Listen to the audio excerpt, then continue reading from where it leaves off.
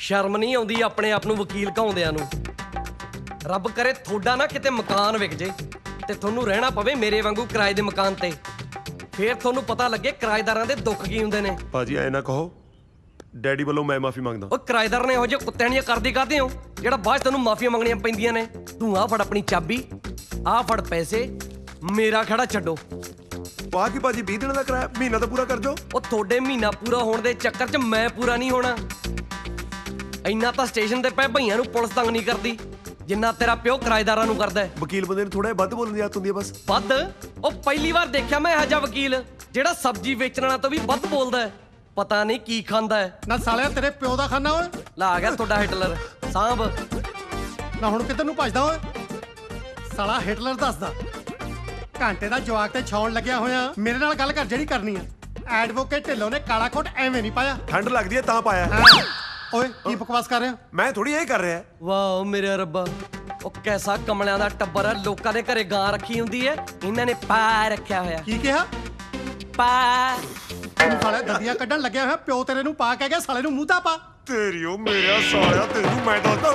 ਹਾਂ ਦੱਸ। ਹਾਂ ਕੁਛ ਨਹੀਂ ਭਾਜੀ, ਪਤਾ ਇਹ ਕਹਿ ਰਿਹਾ ਸੀ ਵੀ ਭੱਜੇ ਜਾਂਦੇ ਗਾਲਾਂ ਨਾ ਕੱਢੋ, ਸਮਝ ਨਹੀਂ ਆਉਂਦੀਆਂ। ਕੱਲੀ ਕੱਲੀ ਗਾਲ ਖੜ ਕੇ ਕੱਢੋ, ਸਵਾਦ ਤਾਂ ਆਉਂਦਾ।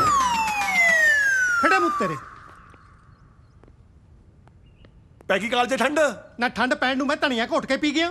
ਨਾ ਤੰਗ ਕਰਿਆ ਕਰੋ ਕਿਰਾਏਦਾਰਾਂ ਨੂੰ। ਇਹਨੂੰ ਤਾਂ ਮਹੀਨਾ ਨਹੀਂ ਟੱਪਣ ਦਿੱਤਾ। ਤੂੰ ਮਹੀਨਾ ਟੱਪਣ ਦੀ ਗੱਲ ਕਰਦਾ, ਮੈਂ ਸਾਲੇ ਨੂੰ ਗੱਲ ਨਹੀਂ ਟੱਪਣ ਦੇਣੀ ਸੀ।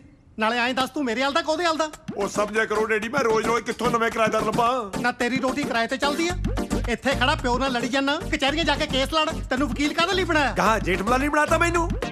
ਲੋਕ ਆਉਂਦੇ ਨੇ ਸਿਰਫ ਸਲਾਹਾਂ ਲੈਣ ਲਈ ਤੇ ਜਾਂਦੇ ਹੋਏ ਕਹਿੰਦੇ ਨੇ ਤੇਰਾ ਪਿਓ ਤਾਂ ਸਲਾਹ ਵੀ ਚੱਜ ਨਹੀਂ ਦਿੰਦਾ। ਤੇਰੇ ਨਾਲੋਂ ਵਕਾਲਤ ਵੱਧ ਜਾਣਦਾ। ਉਹ ਤਾਂ ਤੇਰਾ ਪਿਓ ਵਕੀਲ ਸੀ ਜਿਹਨੇ ਤੈਨੂੰ ਆਪਣਾ ਅਸਿਸਟੈਂਟ ਰੱਖ ਕੇ ਤੇਰਾ ਕੰਮ ਤੋਰਤਾ। ਤੈਨੂੰ ਤਾਂ ਸਾਲਿਆ ਕੋਈ ਅੰਦਲੀ ਨਾ ਰੱਖੇ। ਉਹ ਜੇ ਮੇਰਾ ਪਿਓ ਵਕੀਲ ਸੀ ਤਾਂ ਹੀ ਤਾਂ ਕਿਸੇ ਚੱਜ ਦੇ ਵਕੀਲ ਨੇ ਮੈਨੂੰ ਆਪਣੇ ਨਾਲ ਨਹੀਂ ਲਾਇਆ। ਇਹ ਵੀ ਸਾਲਾ ਕਿਤੇ ਪਿਓ ਵਰਗਾ ਹੀ ਨਾ ਹੋਵੇ। ਸਾਡੇ ਖਾਨਦਾਨ 'ਚ ਜਵਾਕ ਪਿਓ ਵਰਗੇ ਹੀ ਹੁੰਦੇ ਆ। ਤੇਰੇ ਸਹੁਰੇ ਵਰਗਾ ਪੁੱਠਾ ਰਿਵਾਜ ਨਹੀਂ ਕਿ ਇੱਕ ਜਵਾਕ ਸਾਲਾ ਆਂਢੀਆਂ ਤੇ ਦੂਜਾ ਗੁਆਂਢੀਆਂ ਤੇ। ਕੀ ਕਿਹਾ ਡੈਡੀ ਜੀ? ਕੁਛ ਨਹੀਂ। ਤੇਰੇ ਸਮਝ ਤੋਂ ਬਾਹਰ ਦੀਆਂ ਗੱਲਾਂ ਨੇ। ਇੰਨੀ ਕੁ ਸਮਝ ਹੈ ਮੈਨੂੰ। ਜਿਸ ਦਿਨ ਦੀ ਵਿਆਹ ਕੇ ਇਸ ਘਰ 'ਚ ਆਈ ਆ ਨਾ, ਪਿਓ ਪੁੱਤ ਨੂੰ ਇੱਕ ਦੂਜੇ ਤੇ ਗੱਲ ਲੱਗਦੇ ਤਾਂ ਕੀ ਵੇਖਣਾ, ਹਮੇਸ਼ਾ ਇੱਕ ਦੂਜੇ ਦਾ ਗੱਲ ਫੜਦੇ ਵੇਖਿਆ। ਬ੍ਰੇਕਫਾਸਟ ਰੈਡੀ ਆ, ਕਰ ਲਓ। ਨਾਲੇ ਤੁਹਾਡੀ ਜਾਣਕਾਰੀ ਲਈ ਦੱਸਦੇ ਆ, ਕਚਹਿਰੀ ਟਾਈਮ ਦਿੱਤਾ ਸੀ ਆਪਣੇ ਕਲਾਇੰਟ ਨੂੰ 10 ਵਜੇ ਦਾ। 10:30 ਤਾਂ ਘਰੇ ਵਜਾਤੇ। ਮੈਨੂੰ ਤਾਂ ਭੁੱਖ ਨਹੀਂ ਚੱਲੀਏ। ਤੈਨੂੰ ਕਾਹਨੂੰ ਭੁੱਖ ਹੋਣੀ ਆ? ਸਾਰਾ ਤਾਂ ਮੇਰਾ ਦਿਮਾਗ ਖਾ ਗਿਆ। ਛੋਟੇ ਨਵਾਬ ਸਾਹਿਬ ਉੱਠਿਆ ਕਿ ਅਜੇ ਤੱਕ ਸੁੱਤੇ ਪਏ ਨੇ?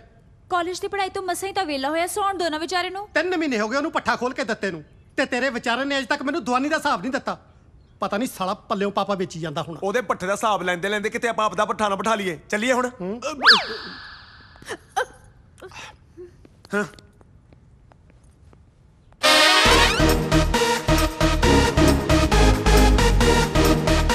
ਸ਼ੁਕਰ ਹੈ ਗਏ ਦੋਨੋਂ।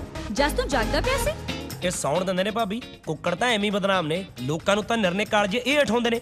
ਨਾਲੇ ਕੌਣ ਸਵੇਰੇ ਸਵੇਰੇ ਇਹਨਾਂ ਦੀ ਬਕਵਾਸ ਸੁਣੇ।